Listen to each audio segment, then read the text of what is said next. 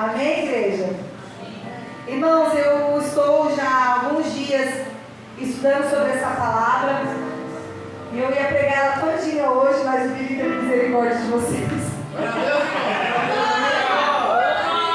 Aí ele deu a ideia, pastor, por que você não divide essa ministração?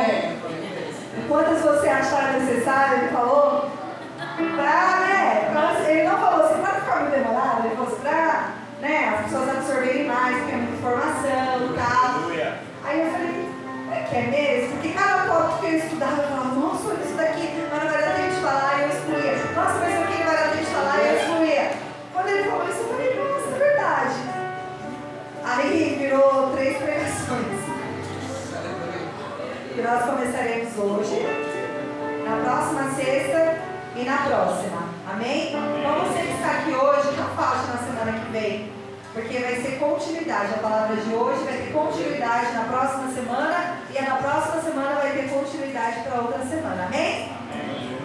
E aí eu fui fazer o rascunho só desse tópico, deu 12 páginas. Irmãos, eu estou pirando nessa palavra, vocês não têm noção. E eu gostaria de hoje compartilhar com a igreja uma parte daquilo que o Senhor tem gerado no meu coração. E eu confesso para você que eu falei até para o Billy essa semana, ele faz escala, né?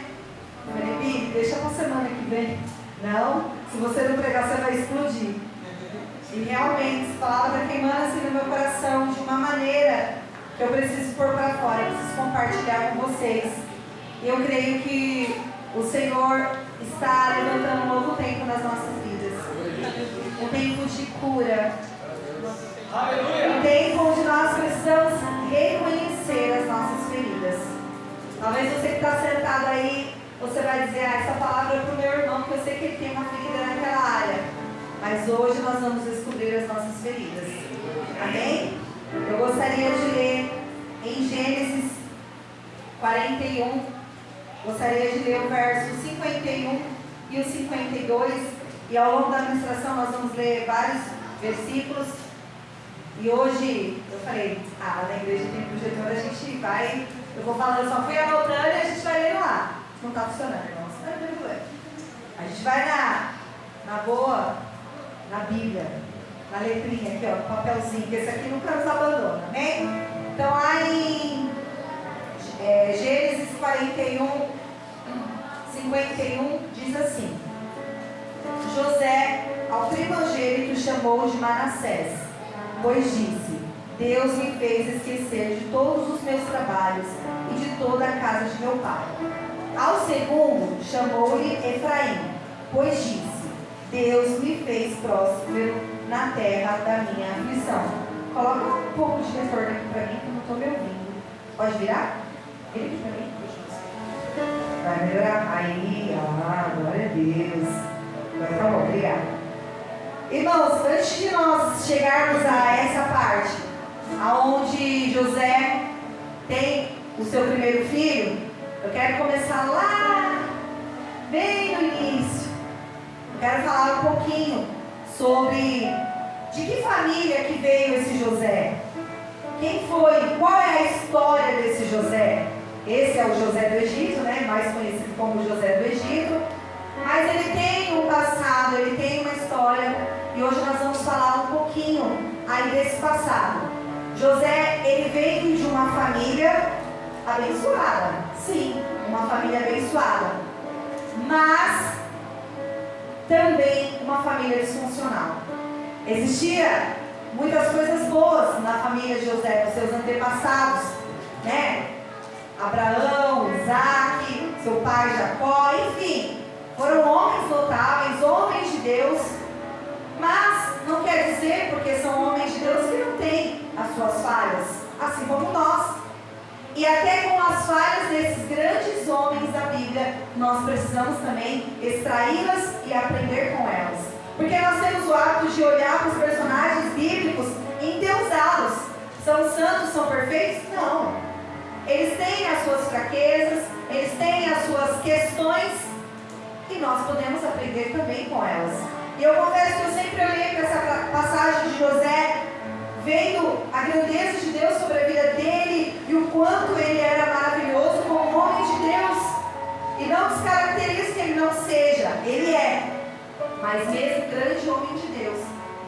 pode ter feridas. E as feridas de José, elas são iniquidades de uma família disfuncional. Pode passar para o próximo slide. Eu fiz até slide, tão animado que estava com essa palavra. Eu queria explicar um pouquinho a história aí da família. Só uma introdução, é rapidinho, para a gente chegar na história de José. Então nós tínhamos lá no início Abraão e Sara. Sara era estéril, e aí, como estéril, o Senhor fez uma promessa para Abraão que ele seria pai de multidões. E o tempo vai passando, as coisas vão acontecendo, e cadê o filho de Abraão e Sara? Não tem filho, porque Sara é estéril. Mas como mulher ansiosa, nervosa, ela faz o quê? Vou dar o meu jeitinho. Porque a gente é cheio de querer dar jeitinho nas coisas. É cheio de querer colocar a nossa mãozinha aonde o Senhor já falou que faria. E Sara vai lá e dá o jeitinho dela. Ela pega, na época era de costume, elas terem as suas servas. Ela pega a sua serva Agar e ela entrega ao seu marido e diz: olha, por meio de Agar, você vai ter filhos. E ela dá a Agar, a sua serva ali, para se deitar com seu esposo para gerar filhos. E Agar, ela gera filhos. Mas é claro que ao acontecer isso, o que houve? Conflitos. A palavra de Deus diz em Gênesis 16:4 assim, ó. Vamos lá, rapidinho.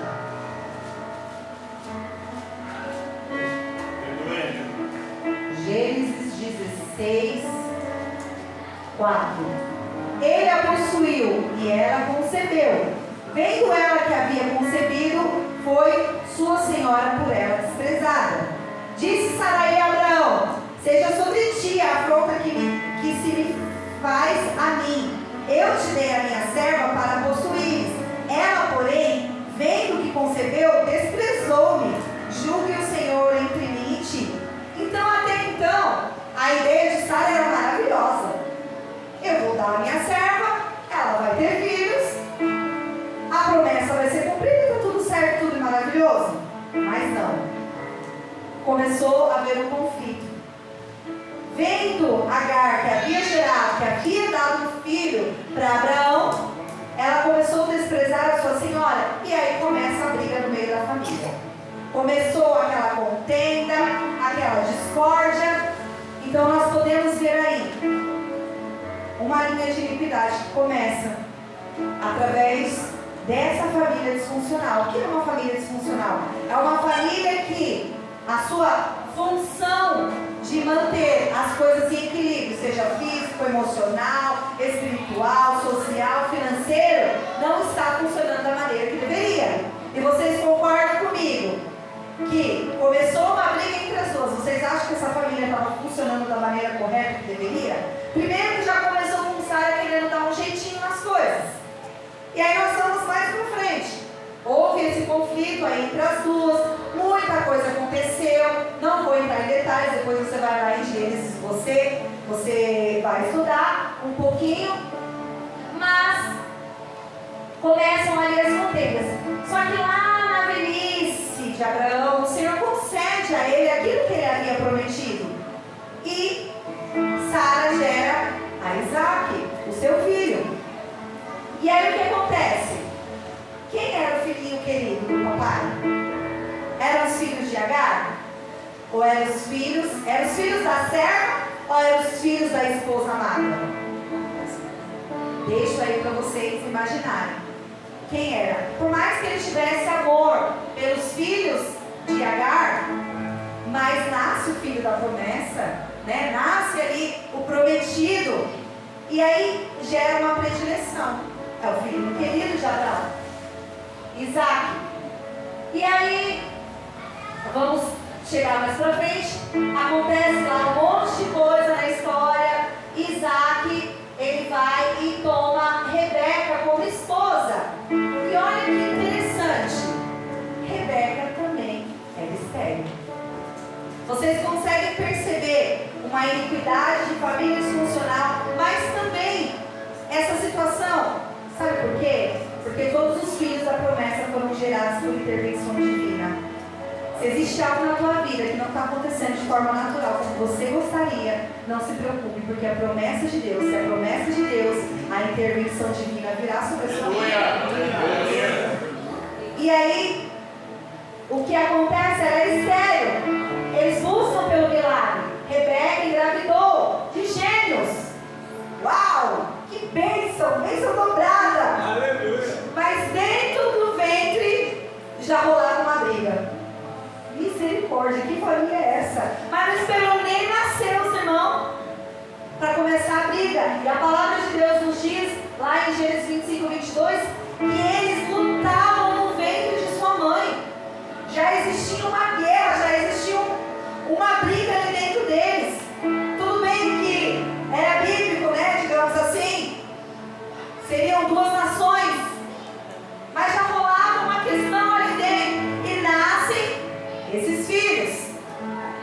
Um agarra no calcanhar do outro, eu vou primeiro, eu que vou ser o primogênito. E já começa aquela contenda. Nasce então Esaú e Jacó. E aí o que rola nessa daí de Esaú e Jacó? Tudo certo, tiveram filho, não eram filhos de servas, era filho deles, de Isaac e de Rebeca. Mas não. Aí Isaac ama mais a Esaú e Rebeca ama mais a Jacó. Rola ali uma coisa que não deveria rolar em nenhuma família. Essa predileção. E aí Isaac se afeiçoou mais por Esaú, porque Esaú buscava a da caça e trazia para o seu pai, cozinhava e fazia. E Rebeca gostava mais de Jacó, era o filhinho querido.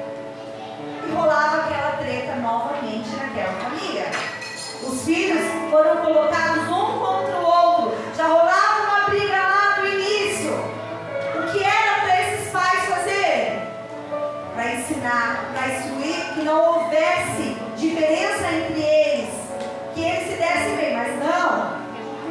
O pai amou mais um, e está lá na Bíblia. Eu não vou abrir para a gente não perder muito tempo. Os pais tinham preferência pelos filhos, lá em Gênesis 25, 28. Briga entre irmãos. Esaú vende sua primogenitura para Jacó. Desde o começo ele queria isso. Aí a mãe fez o que? Ao invés de falar, filho, não é assim. Foi assim que aconteceu. Vamos, não. É o meu filho querido. Eu vou tomar um partido para ele e o pai toma um partido por ele. Então, ele engana lá o pai com a ajuda da mãe. Depois vocês leiam isso daí, que ainda não tem conhecimento dessa palavra. Vai lá em Gênesis, leia o dia que eu estou correndo para a gente chegar em José. Então rola ali entre eles. Esaú vai lá, vende a primogenitura dele por nada, mas tudo por intermédio do quê? Da manipulação da mãe. E aí é uma briga. Eles rompem como irmãos. Acontece, podemos dizer, que uma tragédia na família. Não existem mais dois filhos que vivem, que crescem juntos, em concordância, se ajudando, se respeitando. Não. Existe uma briga entre eles. Tudo bem que lá na frente eles vão se resolver, vai ficar tudo bem. Mas a linha de iniquidade dessa família, vocês conseguem perceber? É de contenda, é de briga, é de traições. Olha o que um irmão fez com o outro. Enganou o pai, traiu o irmão. Olha a situação que ocorreu no meio dessa família. Aí a mãe de Jacó fala assim, filho, vaza. É melhor você procurar uma mulher em outro lugar. E aí Jacó pega e vai procurar uma esposa. Chega na casa de Labão. E acontece uma lambança. Ele chega lá e vê uma jovem linda, maravilhosa. Ele se apaixona por ela. E ele fala, olha, eu não tenho dote, eu não tenho como pagar aí o dote. É isso, dote, né, gente? Dote. Eu não tenho como pagar o dote. Porque eu vim correndo da casa do meu pai, porque lá, ó, rolou uma treta, eu aprontei lá, precisei vir correndo pra cá, então eu não tenho dinheiro. Mas eu posso trabalhar por essa mulher. Aí Labão fala assim, só que Labão tinha outra filha, que era a filha mais velha. Mas Raquel mais nova e Lia era a filha mais velha. Aí ele fala assim, mas eu vou trabalhar 7 anos por Raquel. E o peão trabalha, gente. Mas eu creio que esse homem trabalhou com uma alegria. Cada coisa que ele pegava, cada trabalho pesado que ele fazia, ele fala, não tem problema, eu quero Raquel. Não tem problema, que mulher bonita. Sabe quando você vai trabalhar e você fala assim, meu Deus, eu estou cansada, para manter aquela mulher bonita, ter casas, eu preciso trabalhar. Você trabalha com moço. Quando você vê a sua família cuidada, bonita, a sua mulher toda bonitona, você fala, não, vou trabalhar mais, para ver minha família bem. Ele trabalhou antes de estudar ainda, trabalhou 7 anos por uma mulher. Mas ele chegou também na casa de uma família disfuncional, que era Labão, que era um enganador. Ele me enganou lá atrás. Olha só, que coisa engraçada. Agora ele foi enganado. Dão vinho para ele se casa no outro dia, ele acorda e fala assim, mas eu não trabalhei pela essa mulher aí não, eu trabalhei pela outra. Aí o Labão fala assim para ele, filho, mas aqui o negócio é diferente, a gente casa primeiro a filha mais velha. Se você quiser agora, mais 7 anos, camarada. Aí vai, Jacó trabalhar mais 7 anos pela esposa amada. E deu certo. Casou com Lia, casou com Raquel. E o que rola no meio desse relacionamento? Quem era esse? Porque na época, gente, os homens podiam casar com mais de uma mulher. Mas até hoje, em outras culturas, onde o homem pode casar com mais de uma mulher, ele não pode dar um brinco de ouro para uma e a outra ficar sem. Tem que ser tudo igual.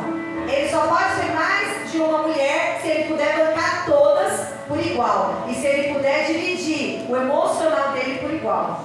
E lá naquela época era assim. Tinha que dividir, tinha que amar as duas igualmente. Ainda bem que na nossa cultura não tem isso, porque não ia dar certo. Imagina, gente, você aguenta uma, imagina você aguentar 2, 4, 5, 7. É loucura. E aí o que acontece? A esposa querida é Raquel, gente. O cara trabalhou 14 anos por Raquel. O cara esperou 14 anos para ter a esposa querida. E você acha que Lia não percebia? Que ela foi... O pai diz assim, chuta aquele laço, coitada de Lia. Devia ser uma mulher também com a sua, né, com a sua beleza, com outras, mas pro olho de Jacó era Raquel que ele queria. Aí você imagina o que aconteceu? Elas se deram super bem. Não. Novamente, brigas, contendas. Era a esposa amada, mas estéril. Mais uma vez, gente. Vocês percebem? Mais uma vez.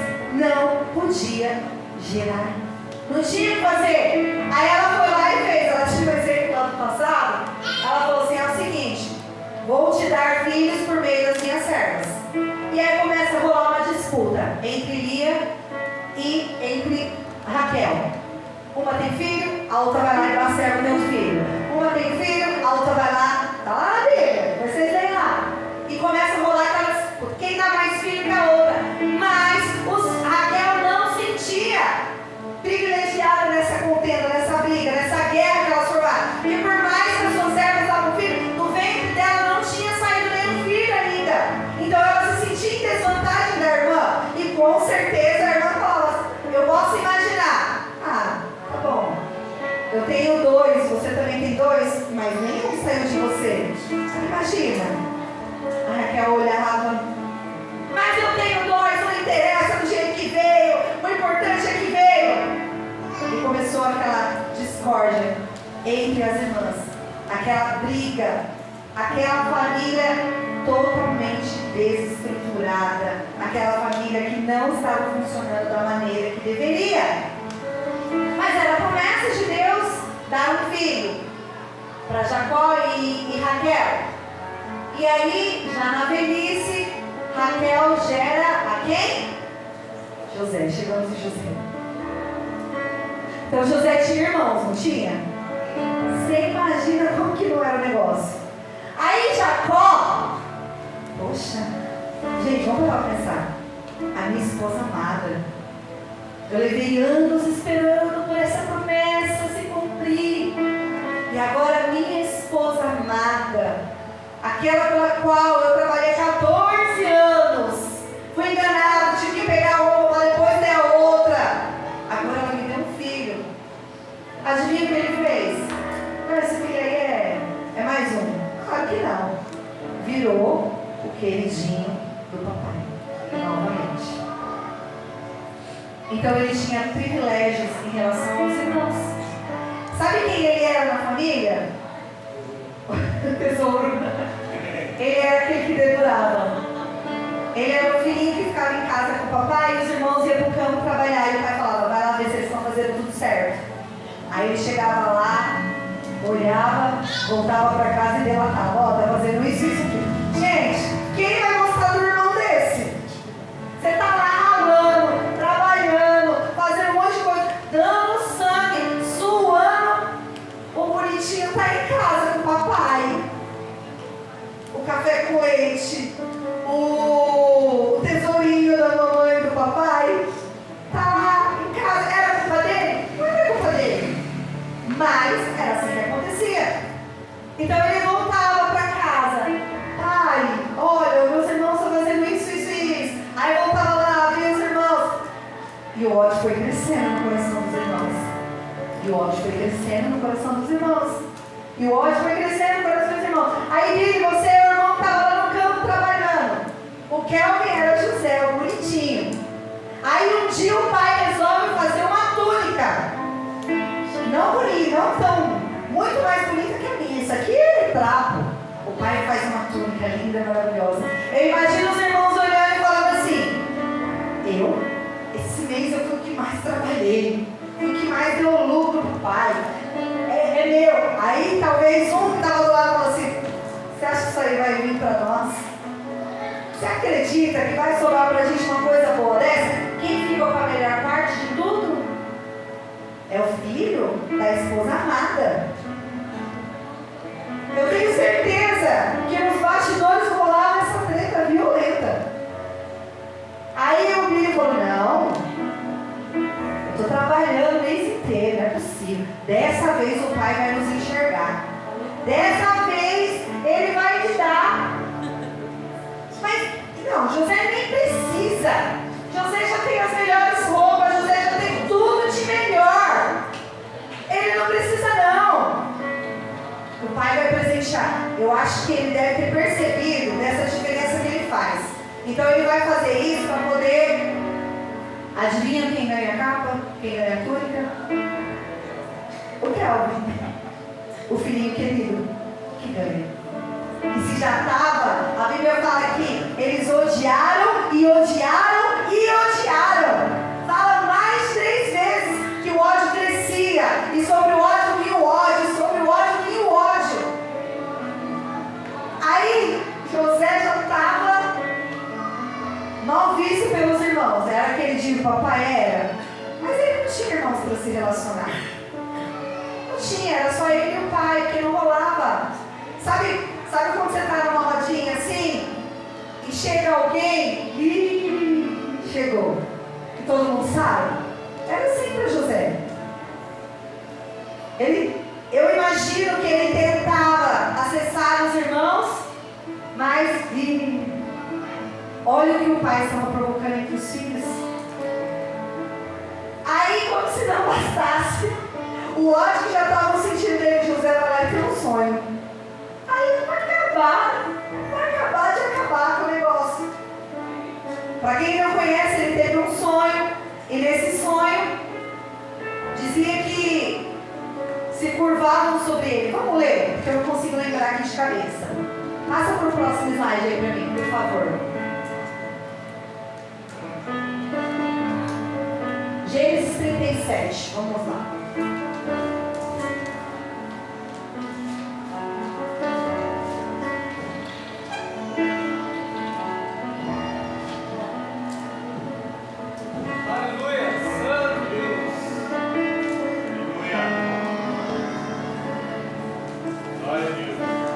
Teve José um sonho e o relatou aos seus irmãos. Por isso o odiaram ainda mais.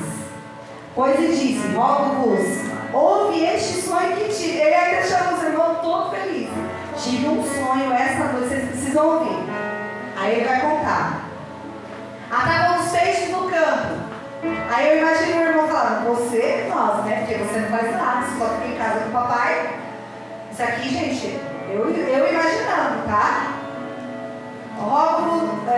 Atavam os peixes no campo. E eis que o meu peixe se levantou e ficou em pé. Ah, claro.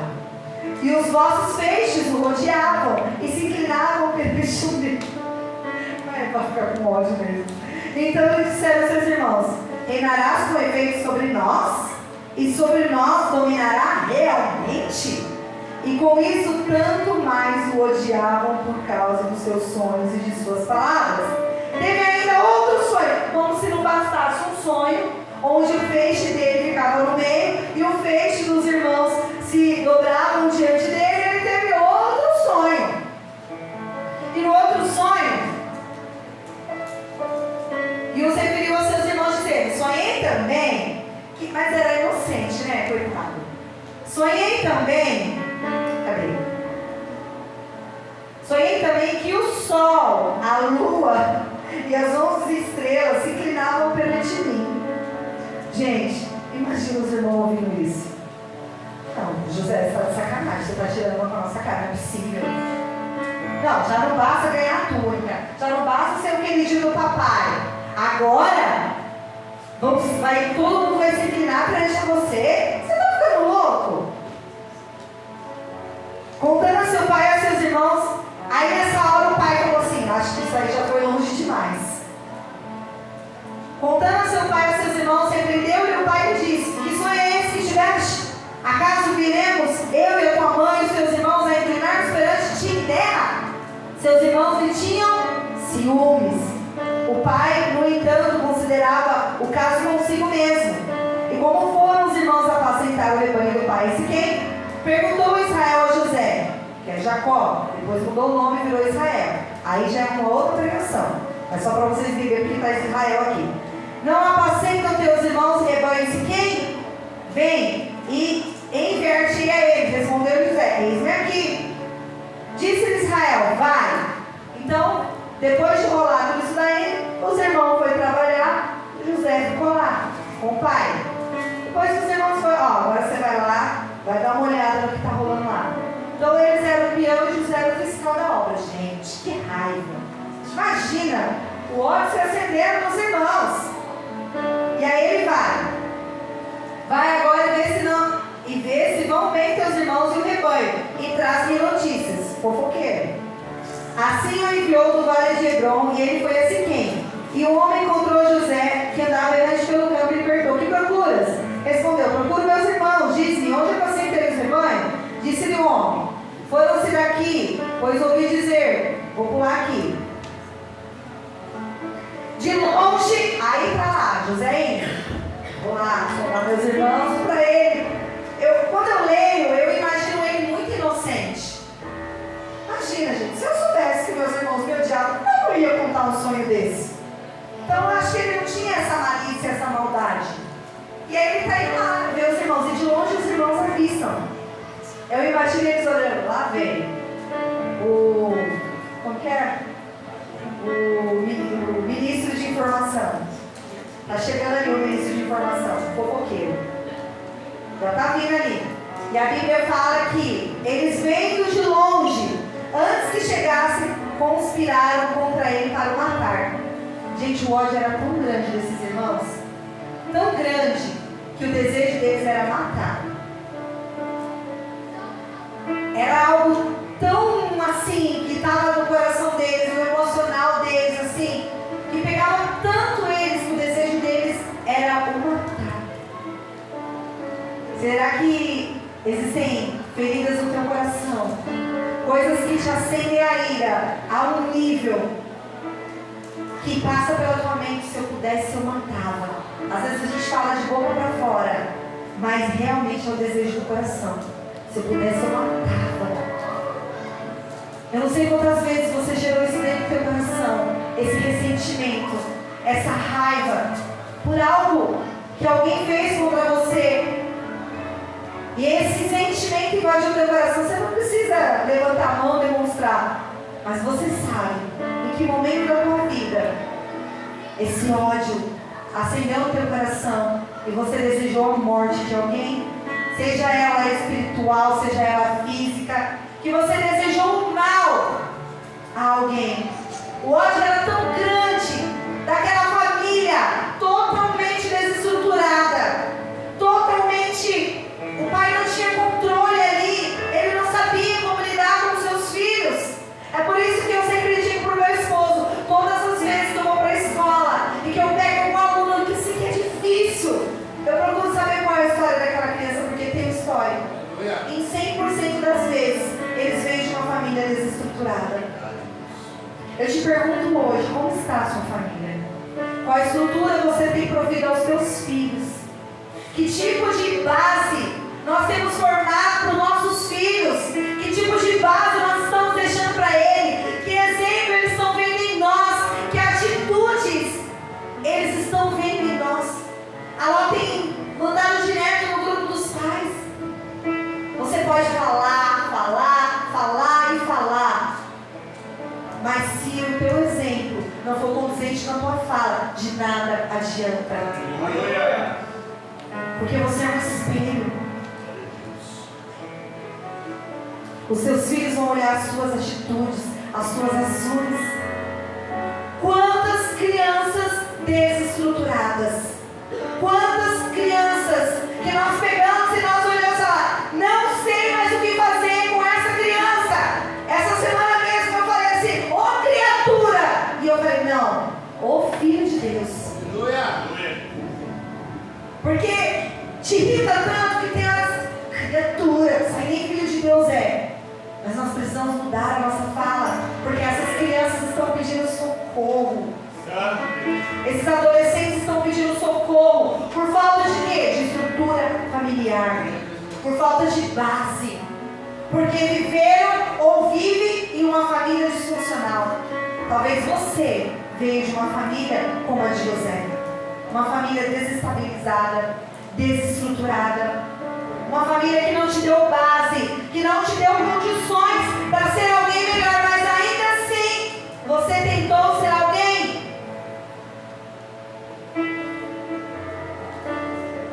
E aí os irmãos olham de longe e desejam matar, e diziam ao outro, vem lá o tal sonhador. Esse era o apelido de José. Vem lá o tal sonhador. Cuidado, viu? Que hoje ele vai sonhar que todos os planetas, tudo que existia na Terra estava se curvando. Eu imaginava as piadas rolando entre eles. Lá vem o sonhador. Vem depois agora, matemos-lo e lancemos numa dessa cisterna e diremos, um animal selvagem comeu, e vejamos em que lhe darão sonhos. Vamos matar ele, que o sonho vai acabar. Vai acabar essa palhaçada. Vamos matar ele. Mas Rúben, ouvindo isso, livrou das mãos dele e disse, não lhe tiremos a vida. Tinha um ali que ainda tinha uma coisinha, sabe? Falava assim, não, vamos fazer mal, mas não vamos matar, né, gente? Matar é demais já. E vocês estão, né, pegando muito pesado. Vamos só, né? Matar, é muito sério isso, né, gente?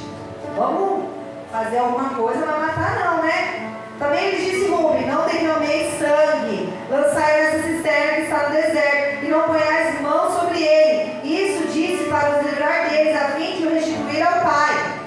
Mas logo chegou José aos seus irmãos, despiram-no da túnica. A túnica era um problema para José. Ele estava feliz. Ele estava feliz com aquela túnica, ele estava feliz com os sonhos, ele estava feliz com a vida que ele estava levando. E talvez se o pai tivesse sabido mediar isso daí, não tinha rolado tanta treta, tanta discórdia, mas rolou. E até aquilo que é mal, o Senhor transforma, trata, cura, liberta. Ele recalcula a rota. Aleluia! Para que os planos dele sejam cumpridos. Ai, mas era plano do Senhor que José pecados que levaram ele a isso. Foram as consequências dessa família disfuncional. Mas tudo o Senhor usa ao nosso favor. Vamos ler a palavra. Todas as coisas cooperam para o bem daqueles que amam a Deus segundo o seu propósito. Sabe essa situação que é difícil na tua vida? Por que Deus te deixou passar por isso? Foram as circunstâncias que levaram a isso. Mas até o mal que vem sobre a tua vida, ela se torna ferramenta de cura lá na frente. A tua dor, que hoje é dor, ela se torna instrumento de uma vida que foi curada, que foi sarada, que foi liberta. Pessoas que sofreram algo no passado e hoje foram curadas, libertas, são ferramentas de Deus para curar outras pessoas na mesma área. Quem pode sentir a dor de quem perdeu um filho, uma mãe que perdeu um filho?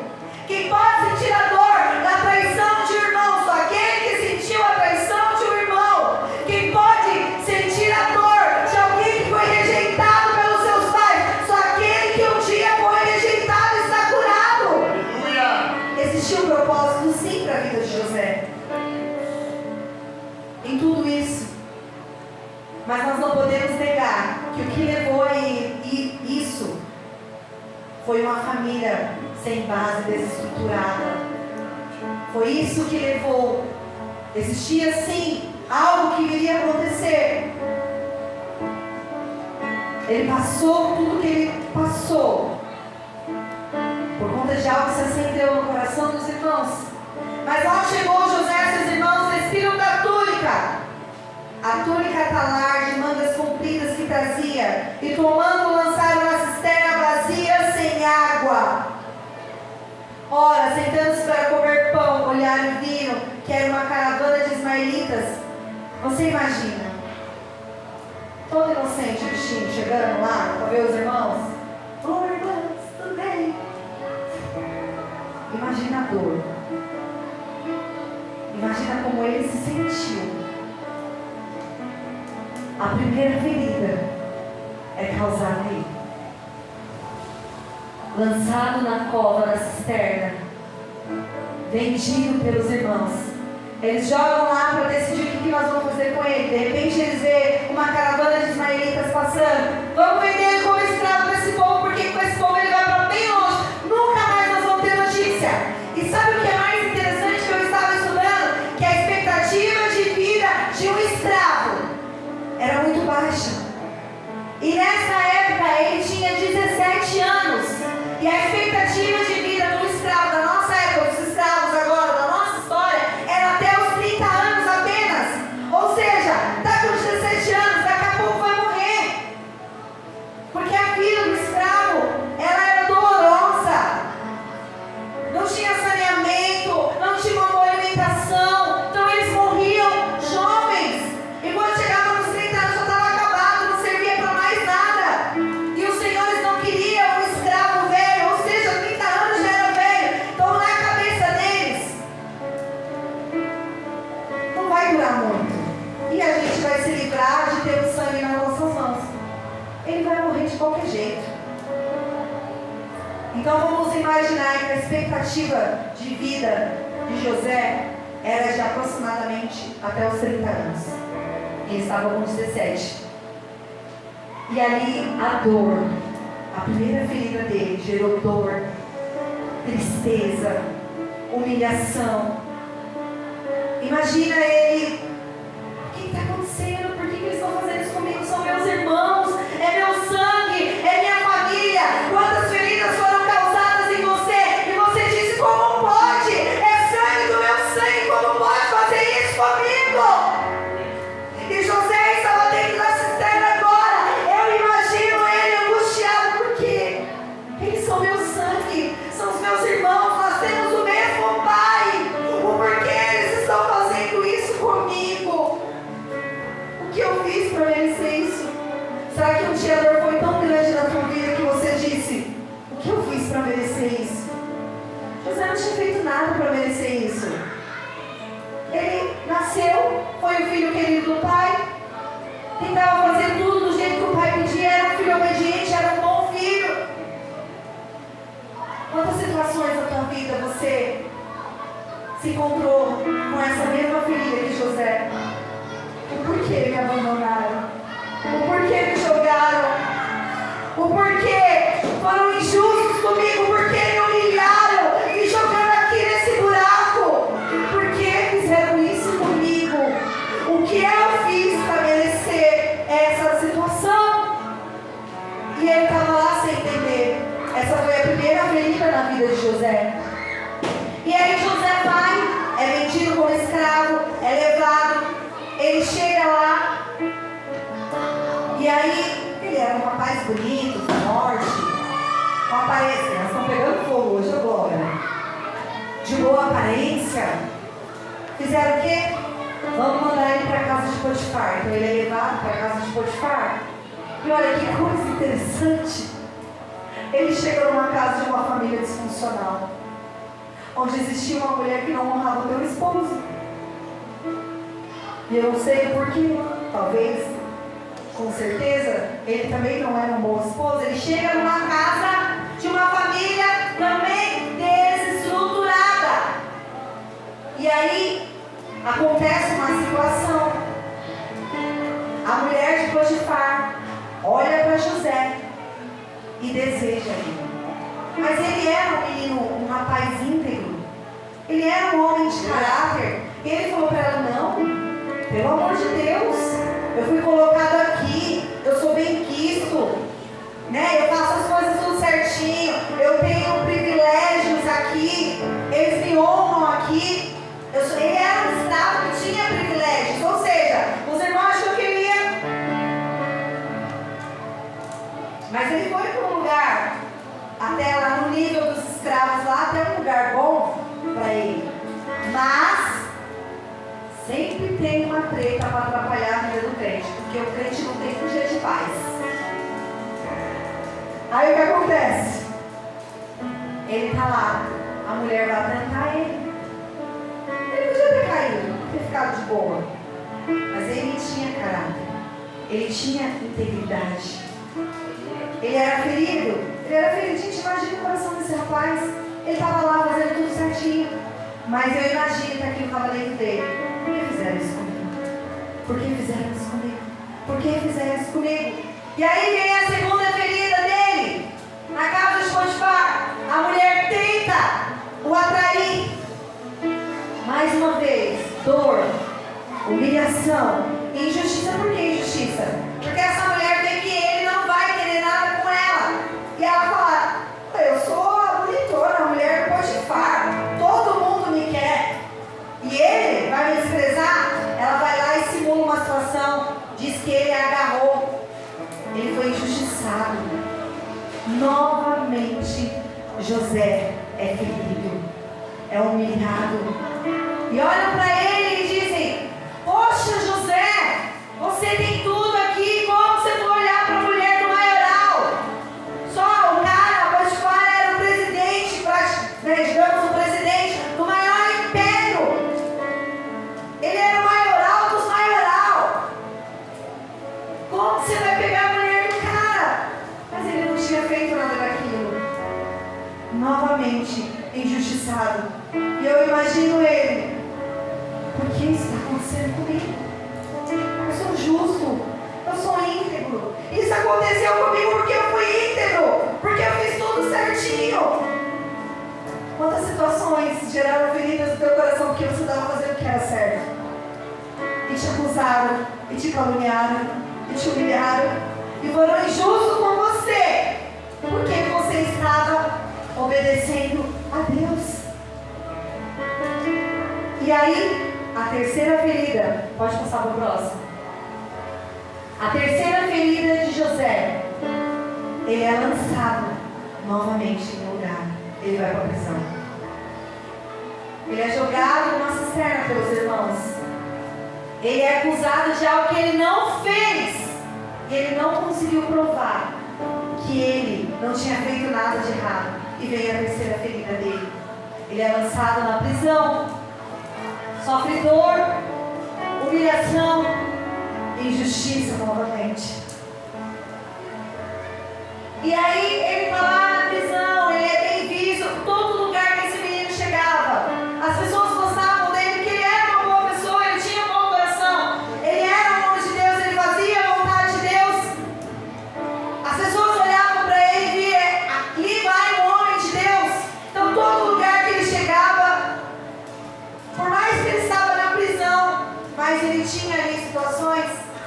E acontece chegar dois presos que têm sonhos e diz: eu queria a interpretação desse sonho. E ele interpreta o sonho dessas duas pessoas.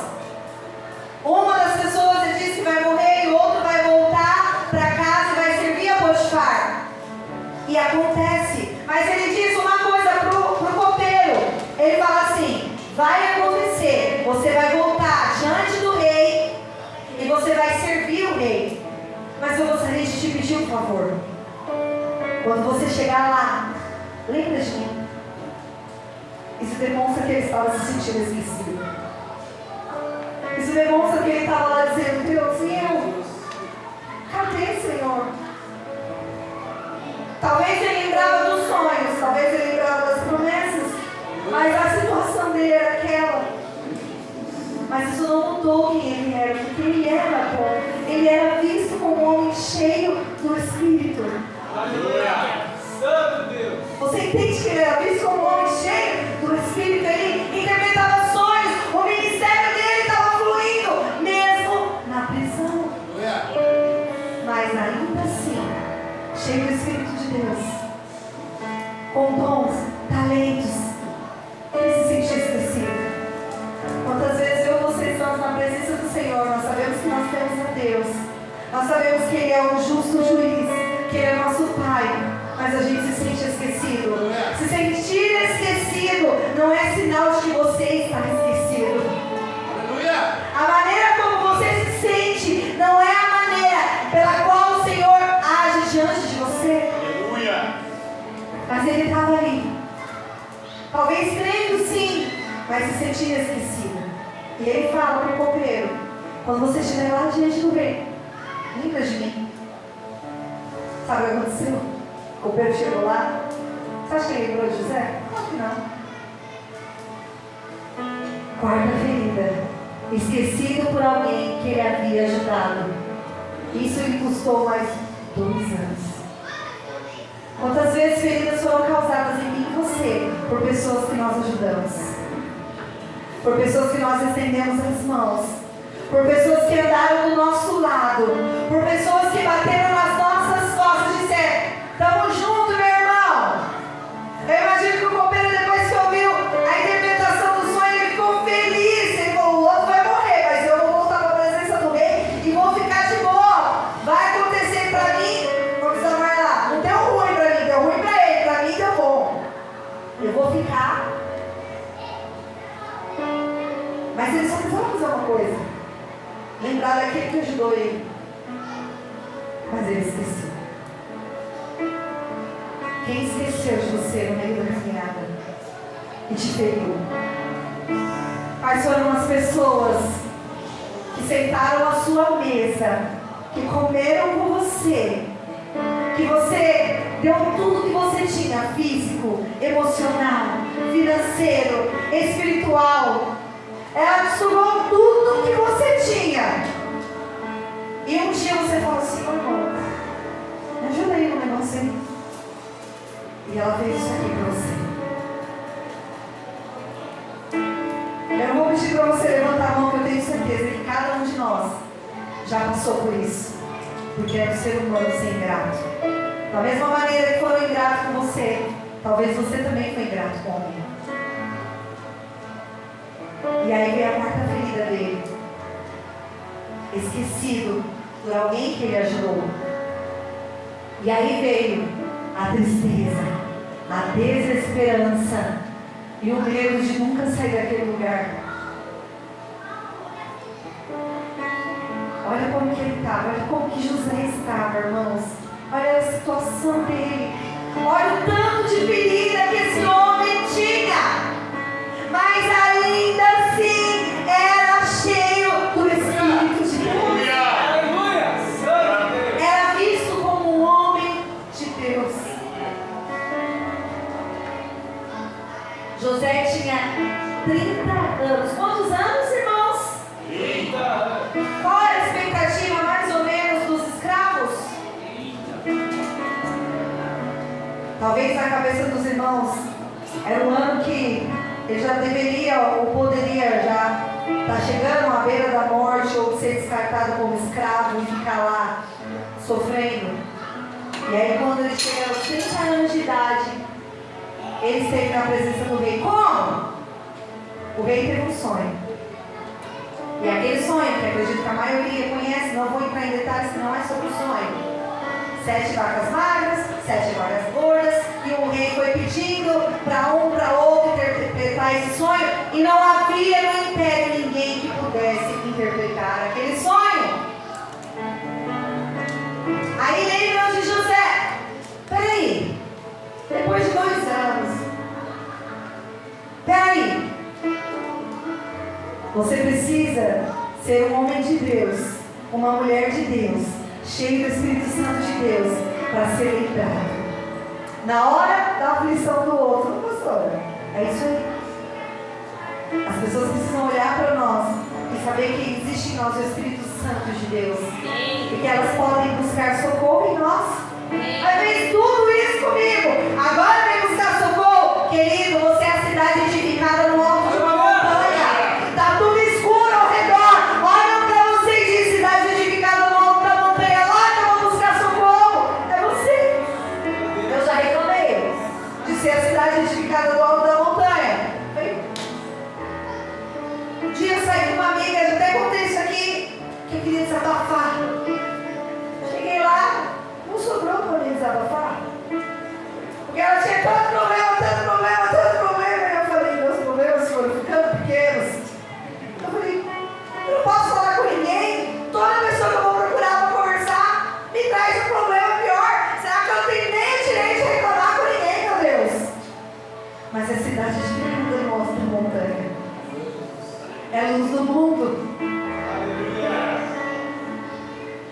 É luz que se acende e coloca no alto para iluminar todo o ambiente. Era José, estava na prisão, mas era luz, tinha a interpretação do sonho. Então ele se apresenta: manda arrumar José. José, 30 anos chegando, escravo, na prisão, tudo que tinha sofrido era para estar morrendo com 30 anos. Mas não, só que não.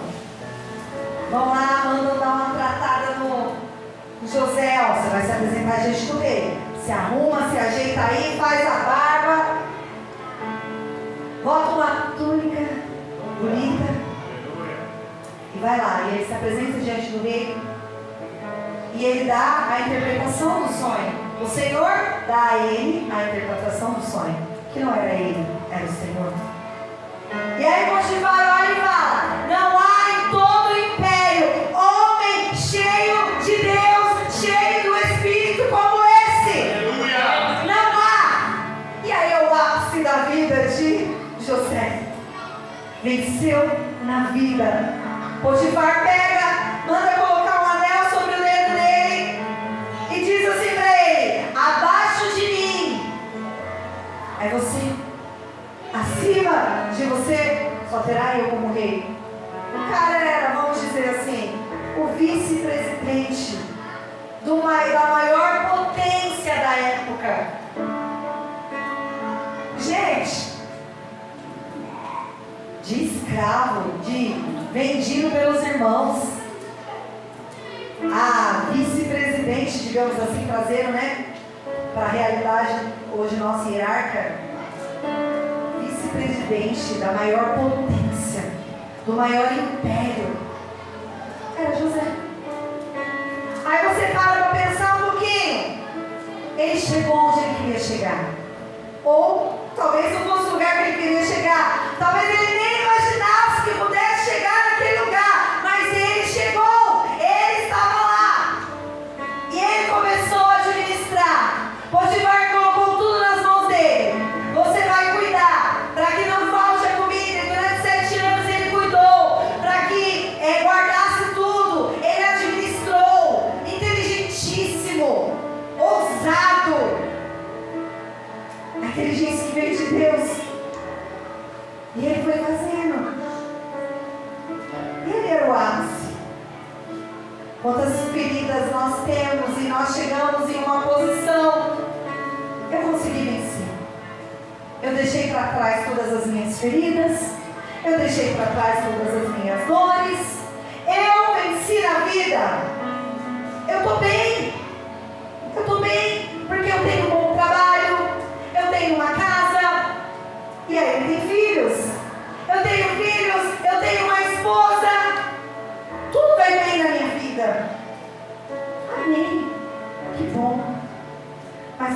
só essa vida para você. Ele quer que nessa vida que você conseguiu conquistar, depois de tanta dor, depois de tanto sofrimento, exista qualidade emocional. Aleluia! Ele não quer simplesmente que você viva bem, ele quer que você viva a plenitude da alegria. José estava feliz. Não é possível que o cara não ficou feliz. Ser o vice-presidente do maior império, ele tinha tudo. O momento de glória chegou na vida dele, mas ele não tinha a plenitude da alegria. Sabe por que ele não tinha a plenitude da alegria? Aí, haviam passado 13 anos sem ver o seu pai. Ele podia estar com raiva dos irmãos. Com certeza ele estava. Mas e o pai? Ele poderia ter virado para o pastor e falar: olha, é o seguinte, beleza, você é o cara aí que você quer, vou governar tudo isso daqui, todo esse esquema que precisa ser organizado, mas antes eu vou resolver o meu passado, vou encontrar com meu pai, vou resolver tudo que eu preciso resolver, depois eu volto. Vamos embora. Ele enterrou as feridas. Ele não resolveu as feridas. Ele não tratou as feridas. Sabe o que ele fez? Enterrou. E ainda colocou na conta de Deus, porque é o primeiro filho que ele tem. Pode passar pro próximo. O primeiro filho que ele tem, ele chama de Manassés.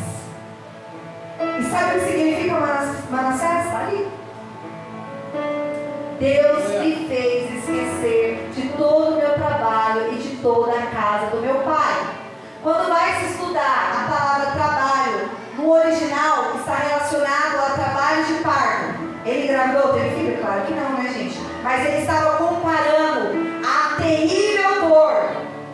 Imagina, se hoje já é dolorido, gente, na época que não tinha medicina como está hoje avançado.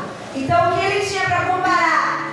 Tamanha dor, a dor horrível que ele sentiu. Então, ele estava dizendo: Deus me fez esquecer de toda aquela dor horrível e de toda a casa do meu pai. Na cabeça dele, esqueci, passou. Ficou lá atrás. Deus me fez esquecer. Tome cuidado. Que tem coisas que nós achamos que são feridas já curadas, mas na verdade são abortos emocionais. São coisas que nós abortamos pessoas, abortamos situações, enterramos essas situações e dizemos: deixa lá no passado, não vamos mexer não. Deus já me fez esquecer de tudo isso. Deus me fez esquecer de toda essa dor. Deixa lá. Mas aí acontecem coisas no seu dia a dia e você tem ações que nem você entende, que você fala assim: mas Deus, por que eu estou fazendo isso? Mas Deus, por que eu ajo desse jeito? Mas Deus, por que essa situação me angustia às vezes? Porque eu não consigo me relacionar com as pessoas? Porque eu não consigo confiar nas pessoas? O que acontece comigo? São feridas que estão enterradas e não foram tratadas. Impactam na qualidade da vida que você tem, dessa vida maravilhosa que Deus te deu. Uma vida onde você está resolvido profissionalmente, está resolvido na família, a sua família não é disfuncional, a sua família é uma bênção, você é uma bênção na igreja, tudo vai bem. Mas você não entende ações suas ao longo da sua trajetória. Por quê? Porque você abortou situações, sentimentos. Sabe por quê? Porque dói. Dói lembrar que foi vendido pelos irmãos. Dói lembrar que foi injustiçado, que foi acusado de estupro e você não foi. Dói lembrar que você foi um prisioneiro injustamente. Dói lembrar dessas coisas. Dói lembrar do passado. Então a gente diz: Deus me fez esquecer. Deus não te faz esquecer. Deus trata o teu passado e coloca a cura sobre o teu coração. Cuidado com feridas que você fala assim: quando já está tudo certo, tudo resolvido. E aí você fala: eu tenho problema com meu pai, mas já foi, já passou. E assim, eu não sinto raiva, mas eu também não amo. Para mim é indiferente. A aborto emocional. Para mim, se estiver bem, amém. Se não estiver também, para mim, não faz diferença nenhuma. Eu não consigo ter sentimento nenhum. O pior sentimento que existe é não ter sentimento nenhum. É a frieza. O oposto do amor não é o ódio. O oposto do amor é a frieza, o esquecimento. E sabe por que a gente faz isso? Para não cutucar a ferida, para não doer, para se proteger. É um mecanismo de defesa. E aí, José fala assim: meu primeiro filho, cara, podia colocar qualquer nome. O que ele lembra? Do passado. Mas ele fala assim: não, mas está tudo resolvido lá no passado. Porque esse é o nome do meu filho e eu vou dar o nome dele de Manassés. Deus me fez esquecer de toda a minha terrível dor e da casa do meu pai. Aí ele tem outro filho, Efraim, que significa Deus me fez crescer na terra da minha aflição. Toma cuidado de achar que está curado porque Deus está te prosperando. Uma coisa não tem nada a ver com a outra. Eu estou bem, eu dei certo na vida.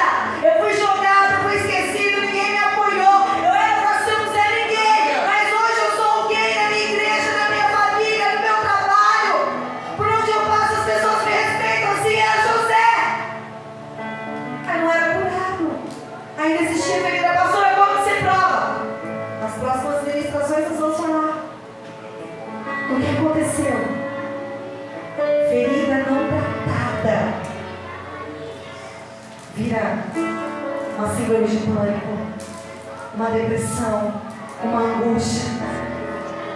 A gente vai enterrando, vai guardando, não fala sobre isso porque está tudo certo, está tudo resolvido, mas não está.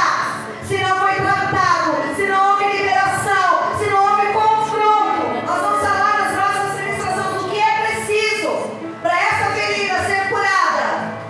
Mas eu posso dizer 4 coisas que não servem, que não dão certo para curar uma ferida. A primeira, o tempo. Sabe, o tempo cura todas as coisas. Mentira.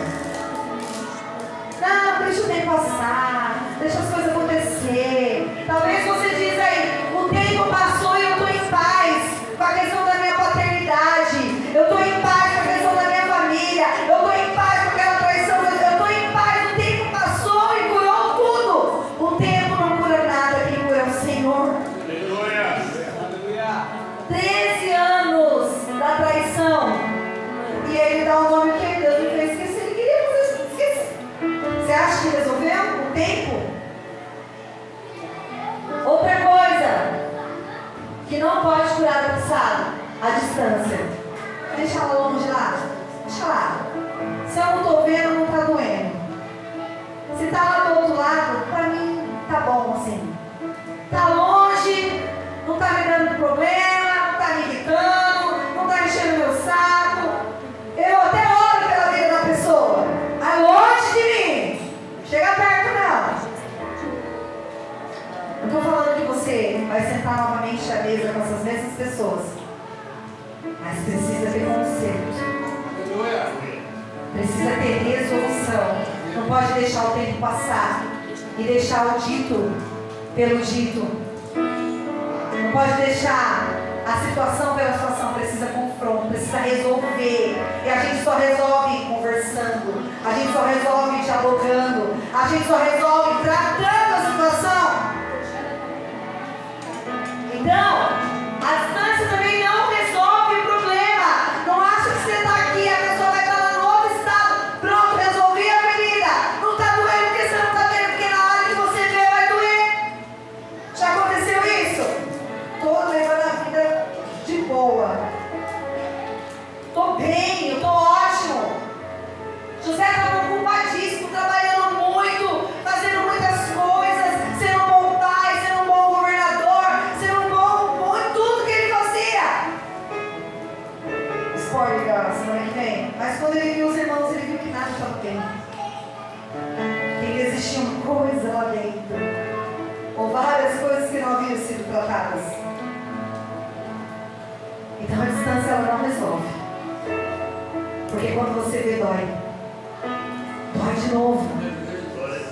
Aí A espiritualidade não resolve. Pastora, como assim? Ele era um homem de Deus, ele interpretava sonhos, ele governava por intermédio do Espírito Santo, ele fazia e acontecia de acordo com o que o Senhor lhe orientava.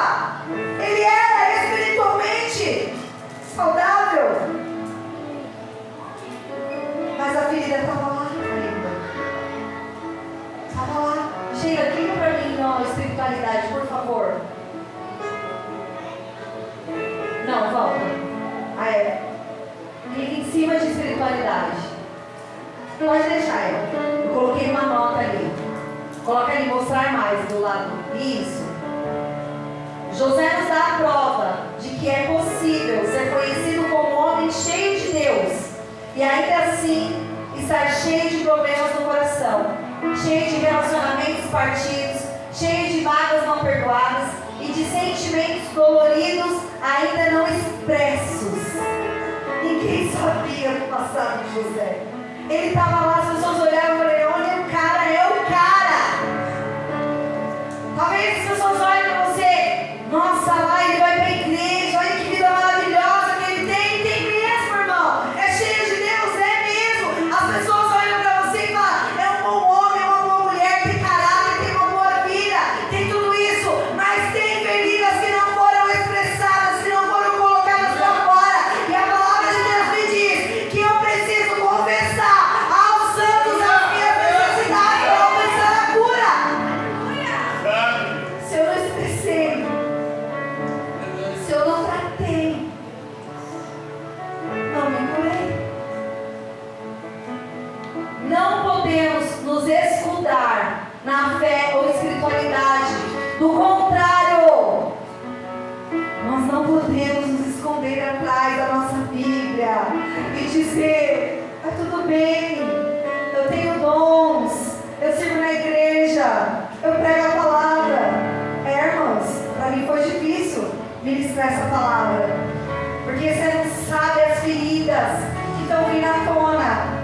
Eu falei que essas últimas semanas foram difíceis para mim, porque eu estou cutucando a ferida de vocês, porque a minha já foi cutucada. Eu precisei pôr para fora feridas que eu achei que já estavam resolvidas. Porque o tempo passou, eu estou longe. Eu sou uma pastora, eu prego a palavra de Deus. Meu coração vai bem, está tudo certo, está tudo resolvido aqui dentro. Eu não posso me esconder atrás da espiritualidade. Do contrário, cultivaremos uma vida espiritual hipócrita, pobre, escondendo muito lixo por debaixo do tapete das aparências. Quantos de nós não estamos escondendo os lixos? Ninguém está vendo. E não é algo consciente. Eu estou falando que você está no pecado. Não é pecado, irmão. Entenda o que eu estou dizendo. Não é sobre pecado, é sobre dores escondidas. Ninguém está vendo essa dor que ainda está lá dentro de mim. Ninguém está vendo. Então deixa ela lá, deixa ela guardada, deixa ela escondida. Ninguém está vendo. Eu sou crente. Quantas vezes a gente não fala: não, eu não posso sentir isso não, Deus. Não, eu não posso sentir essa rejeição, porque Deus me amou bem, irmãos. Mas você precisa resolver o teu passado de rejeição para viver isso plenamente. Aí a gente fica na espiritualidade: não, Deus cura a minha rejeição, porque Ele é meu Pai. É mesmo, irmão. Ele cura mesmo. Mas você precisa resolver esse passado. Deus está esperando a gente resolver o nosso passado. Aquele que está lá, esquecido, deixa quietinho lá. Não vamos mexer nele, não. Sabe por que não vamos mexer? Porque dói. Dói mexer. Outra coisa que não cura é o esquecimento. Eu já falei, ele estava tão ocupado que ele não lembrava, interrogador, dando a falsa impressão que tudo estava certo, por um mecanismo de defesa. Não esquecer. Ele botou a culpa até em Deus. Deus me fez esquecer, mentiroso. Eu não esqueci nada, não. Você botou na conta de Deus, está aí trabalhando, está resolvendo suas coisas, está vindo para a igreja e está, não, deixa pra lá. Meu problema com meu pai, deixa pra lá. Meu problema com a minha mãe, deixa pra lá. Meu problema com não sei quem, deixa pra lá. Isso aí já foi, já passou. Cara, já deu, deixa pra lá isso aí.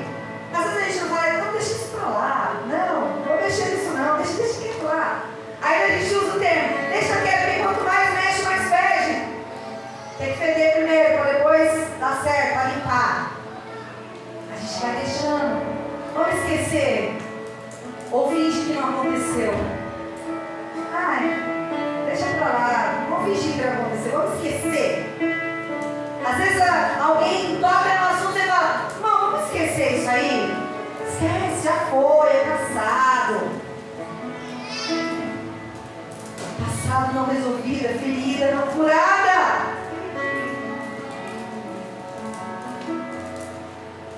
Hoje nós cutucamos a ferida. O Senhor cutucou a nossa ferida. O Senhor está nos fazendo enxergar que existem feridas em nós. Eu tirei um trecho do livro que eu estou lendo. Te aconselho a ler, é sobre as ministrações. Foi através desse livro que o Senhor me inspirou essas palavras. E um trecho do livro, o Dr. Fábio Damasceno diz assim. Ele fala de algo muito interessante. Ele ilustra o que eu estou abordando dizendo que por vezes nós nos assemelhamos a uma criança que caiu no chão e ralou profundamente o joelho. É óbvio que essa criança começa a chorar. Ou seja, talvez as feridas aí você começou a lembrar que elas estão aí. Que o tempo passou, você está distante, você esqueceu, entre aspas, mas agora você lembrou dela, está doendo. O joelhinho está ralado, o cutucado está doendo. Imediatamente, e está chorando por conta disso, imediatamente chama pela mãe ou pelo pai, pedindo socorro. Assim que um deles chega e quer ajudá-lo, procurando ver a profundidade do machucado e lavá-lo, querendo aplicar algum medicamento, a criança diz: não toque aí, por favor, dói muito, não jogue água, remédio não, vai arder. Vemos aqui um paradoxo, ou seja, um comportamento contraditório, pois ao mesmo tempo que pede ajuda, a pessoa também resiste. Assim, com base nesse exemplo, podemos chegar à seguinte conclusão: o que eu mais preciso é ser curado, mas o que eu menos quero é tocar no assunto. A gente pede socorro para Deus. Deus está doendo. Machucou. Eu não estou conseguindo viver a minha vida bem. Eu estou bem na igreja, eu estou bem ali, mas volte e meia me veio um vazio, me veio uma tristeza, me veio uma angústia que eu não sei de onde vem. Me ajuda, Deus. Aí Deus vai lá, querendo botar o remedinho, querendo lá virar. Aí a gente fala o quê? Não, aí não. Deus começa a tratar áreas da nossa vida. Aqui tá beleza, aqui tá beleza. Aí não, Deus. Aí você não toca. Não toca, não toca, não toca, não toca, que dói. Nós queremos a cura. Eu preciso ser curado, mas o que eu menos quero é tocar no assunto. Eu não quero falar sobre meu pai, eu não quero falar sobre a minha mãe, eu não quero falar sobre os meus irmãos, eu não quero falar sobre a traição, eu não quero falar, eu quero deixar lá no passado, mas o passado está impactando a tua vida hoje. Isso não é sobre ser salvo ou não, essa mensagem não é sobre se você vai ser salvo ou não com essas feridas, porque você está fazendo tudo certinho, mas é a qualidade de vida que você vai ter aqui. Quando você viver aqui na terra, você vai viver angustiado. Você vai viver sem entender o porquê que seus relacionamentos não dão certos. O porquê você não confia em ninguém. O porquê você não se sente bem no meio das pessoas. Deus quer uma vida de plenitude para mim e para você. Cutucamos uma ferida esquecida, enterrada, mas não tratada. E isso dói. Talvez você está aí e fala assim: não, Deus. Eu fiquei assim: não, Deus, deixa isso quieto aí. Eu assim: não, acho que isso aí não tem nada a ver, não. Nem é ferida, mas eu lembrei. Não, isso aí não é nada, não. Ficou lá atrás, já esqueci. Aí eu continuei dizendo: esquecimento não é característica de cura, né? Então, e todos os meus argumentos, porque a gente é argumentador demais, e todos os argumentos eles foram caindo um por um. E para não prolongar mais, na próxima semana nós continuamos. Chegou a esse ponto, o ápice da vida de José. Até que, e aí nós vamos para a próxima semana, quando Deus traz à tona a dor. Não falte. a semana que vem dizendo assim: não vou porque eu não quero mexer nesse assunto. Eu não vou porque se eu for, eu sei que esse assunto vai vir à tona. Tem gente até rindo já. Eu vou ligar, viu? Para não faltar. E se faltar, eu vou mandar a administração. E vou ligar de 5 em 5 minutos. Já assistiu? Já ouviu? Tá ouvindo? Tem problema não. Eu vou ir na sua casa na próxima tarde, almoçando com você, eu prego tudo de novo. Porque eu gosto de falar mesmo, não tem problema. Não vai vir não. Mas eu vou te perseguir. Porque o Espírito Santo de Deus vai me perseguir. Sabe por quê? Porque Ele quer eu e você curado, liberto. Ele quer eu e você ter uma vida plena. Ele quer eu e você viver a plenitude que Ele tem para oferecer a nós. Então, pelo seu bem. Assim como o Espírito Santo de Deus está me perseguindo e falando: agora vai, loucura, menina. Essa é a hora. Não fica com medo, não. Eu sei que o medo é um mecanismo de defesa. Medo de doer de novo. Eu não vou mentir para você, vai doer. Mas vai doer para sarar. Vai doer para nunca mais doer mais. Vai doer, vai doer. Sabe por quê? Para limpar a ferida, precisa mexer nela. Vai doer sim, irmão. Já deve estar doendo aí. Você já deve estar trazendo à memória coisas que te machucam. Coisas que doem profundamente. Situações que você... Não tô bem. Mas vai doer para não doer nunca mais. Se você aceitar esse desafio, eu quero te convidar a não faltar.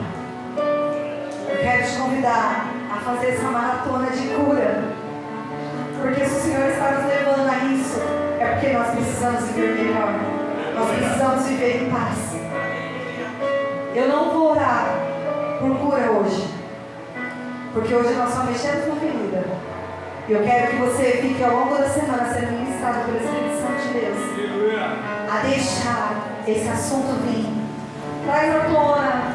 Talvez vai ser uma semana difícil que vai doer, irmãos. Vai doer, trazer tudo para fora, tirar todo o lixo que está aí dentro para fora, toda a rejeição, toda a dor, toda a tristeza, toda a humilhação, toda a injustiça, tudo que você viveu ao longo da tua vida. E você que é mais velho, desculpa, irmão, talvez vai doer mais, você tem mais menina do que eu, que sou novinha.